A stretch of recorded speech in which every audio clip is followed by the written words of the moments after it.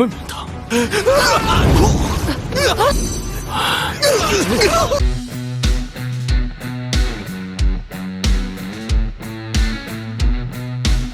Halo guys, bagaimana kabar kalian? Mimin doakan semoga kalian baik dan sehat selalu. Dan kembali lagi bersama Mimin di channel Alu Cerita Film. Untuk episode kali ini, Mimin akan merangkum film Donghua yang berjudul Martial Master untuk part yang ke-32. Jangan lupa bagi kalian yang belum menonton video-video sebelumnya, kalian bisa langsung menontonnya ya. Linknya ada di deskripsi. Oke, tanpa berlama-lama lagi, Mimin akan masuk ke dalam Alu Cerita Martial Master. Di video kemarin, Leng Wusheng dan Hu Tianlu telah keluar dari ruang batu hitam. Namun mereka sangat terkejut karena masih ada 2 orang batu hitam yang masih menyala. Lalu Hu Tianlu mengatakan kalau Tuan Muda Dixin benar-benar beruntung karena masih bisa bertahan di ruang batu hitam dan belum tersingkir. Namun alangkah terkejutnya mereka di saat melihat ruang batu hitam Qin Chen. Tak selang berapa lama Tuan Muda Dixin pun keluar dengan begitu sombongnya. Karena mengira ia adalah orang terakhir yang bertahan di dalam batu ruang hitam tersebut. Ia mengatakan dengan sindiran halus sambil tertawa. Ia meminta maaf karena membuat Leng Wusheng dan Hu Tianlu menunggu lama. Ia juga mengatakan kalau tingkat ke-6 rana bela diri itu memang luar biasa. Jika menahannya lebih banyak mungkin ia bisa memasuki tingkat ke-7 rana bela diri. Tapi sayangnya Tuan Muda Dixin tidak bisa memanfaatkan kesempatan seperti itu. Akan tetapi mereka berdua tidak ada yang mendengarkan perkataan Tuan Muda Dixin. Mereka fokus melihat ke arah ruang batu hitam milik Qin Chen yang masih menyala. Tuan Muda Dixin pun seketika terkejut dan berkata, kalau semua itu tidak mungkin, bagaimana Qin Chen bisa bertahan sampai sekarang? Di saat bersamaan, orang abal-abal dari dinasti Wei juga berkata, ia mengira kalau batu ruang ujian ada yang salah dan rusak, dan membuat Tuan Muda Dixin mempercayai anak buahnya yang bodoh itu.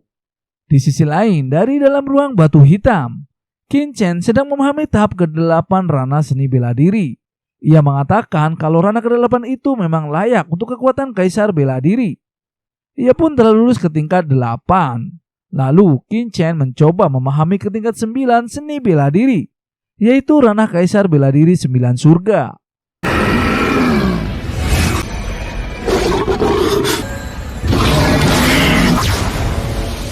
Di saat berkultivasi, Qin Chen merasakan ranah kaisar bela diri 9 surga.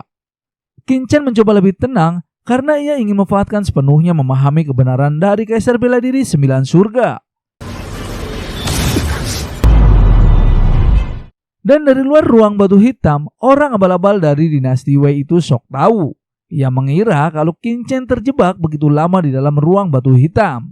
Karena ia adalah orang yang pertama masuk, tapi belum keluar juga sampai tingkat 9. Tak selang berapa lama, Lord Qin Chen pun keluar dari ruang batu hitam itu. Dan membuat mereka semua terkejut. Qin Chen pun mencoba memulihkan diri dengan berkultivasi. Seperti biasa orang abal-abal itu berkata lagi, kalau semua sudah menunggu lama, namun Qin Chen malah langsung berkultivasi. Qin Chen pun telah berhasil dan memulihkan kekuatan kembali. Kehendak ibu kota selatan kuno pun berkata, putaran pertama ujian kebenaran bela diri sebanyak 398 orang lulus. Dan ia akan segera memasuki putaran kedua ujian. Namun orang-orang bodoh dari dinasti Wei belum ikhlas kalau Qin Chen telah lulus dalam ruang ujiannya. Ia mengira kalau ruang batu hitam Qin Chen ada yang salah dan rusak. Ia memprotes kepada kehendak ibu kota selatan kuno kalau semua itu sama sekali tidak adil. Mereka tetap mengatakan kenapa Qin Chen diluluskan padahal ruang ujiannya rusak, dan membuat kehendak ibu kota selatan kuno marah. Orang-orang bodoh dari dinasti Wei itu pun seketika dilenyapkan dan dihanguskan olehnya, dan membuat semua orang pun ketakutan. Tanpa basa-basi, kehendak ibu kota selatan kuno itu pun melanjutkan putaran kedua ujian formasi. Setiap orang pun menerima ujian formasi darinya. Kehendak ibu kota juga mengatakan kalau formasi-formasi itu perlahan akan semakin kuat. Jika para peserta bisa bertahan lebih dari 1 jam, ia akan dianggap lulus. Ujian formasi pun telah dimulai. Qin Chen mengatakan kalau pola formasi itu begitu rumit, dan ia tahu kalau pola formasi itu melampaui tingkat 9. Tuan Muda Dixin dan rekanya pun masih mencoba bertahan dalam formasi tersebut. Di saat bersamaan, orang abal-abal dari dinasti Wei yang banyak bicara itu pun seketika tidak bisa menahannya. Padahal baru 1 menit saja. Para peserta yang lainnya pun mulai merasakan kekuatan formasi dari kehendak ibu kota kuno. Mereka pun heran ternyata ada formasi seperti itu di dunia. Lalu Qin Chen tahu kalau formasi itu seperti semacam metode kultivasi. Tak hanya tubuh fisik, kekuatan mental jiwa juga ditekan dengan tekanan tertentu. Dan ia tahu kalau formasi itu tidak tajam. Jika menerimanya dengan hati-hati, tak hanya tidak akan menyebabkan kerusakan pada tubuh, bahkan memperkuat tubuh, kekuatan mental dan jiwa. Tubuh suci abadi Qin Chen telah berkembang sampai tingkat kedua. Jika digunakan formasi itu untuk berlatih, cukup untuk membuat perubahan pada tubuh suci abadinya. Di saat itu juga, jenius dari dinasti Wei mengatakan kalau ujian baru saja dimulai, tapi Qin Chen bahkan tidak bisa menahannya. Mereka mengatakan kalau Qin Chen terlalu lemah. Qin Chen hanya beruntung karena bisa lulus putaran pertama. Praktisi abal-abal itu juga berkata, ia berani bertaruh kalau Qin Chen ini pasti akan menjadi yang pertama tersingkir dalam ujian tersebut. Di sisi lain, praktisi budak hitam penasaran dengan apa yang dilakukan oleh Qin Chen. Dan dari Lord Qin Chen sudah tidak bisa menahan hanya dengan mengandalkan tubuh fisiknya. Dan tampaknya ia harus mendesak beberapa energi sejati. Para praktisi dari dinasti Wei itu pun seketika terkejut karena Qin Chen tiba-tiba baik-baik saja. Satu persatu praktisi abal-abal dari dinasti Wei itu pun mulai terpental dan tersingkir. Sedangkan Tuan Muda Dixin dan Tuan Muda yang lainnya pun masih bisa menahan ujian formasi itu.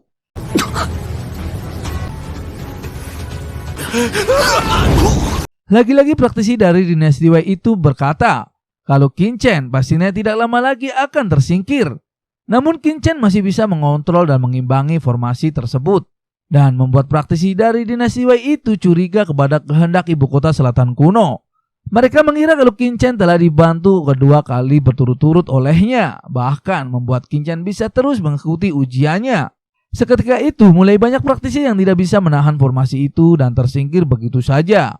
Puluhan orang pun sudah tersingkir dalam ujian tersebut dan membuat praktisi abal-abal yang mengaku jenius dari dinasti Wei itu sangat kesal karena ia dikalahkan oleh orang-orang dari 5 kerajaan. Mereka juga melihat kalau jenius faksi Guxian begitu santainya dalam ujian formasi tersebut dan tidak ada satupun dari 8 jenius yang tersingkir. Di sisi lain, tetua dari dinasti Wei mengamati dari kejauhan. Mereka mengatakan kalau masih ada 8 orang dari 5 kerajaan barat laut yang masih bisa bertahan. Namun tetua yang satunya pun sok tahu. Ia berkata sebenarnya tidak ada yang tidak bisa dimengerti. Kehendak ibu kota selatan kuno sudah berkata dengan sangat jelas.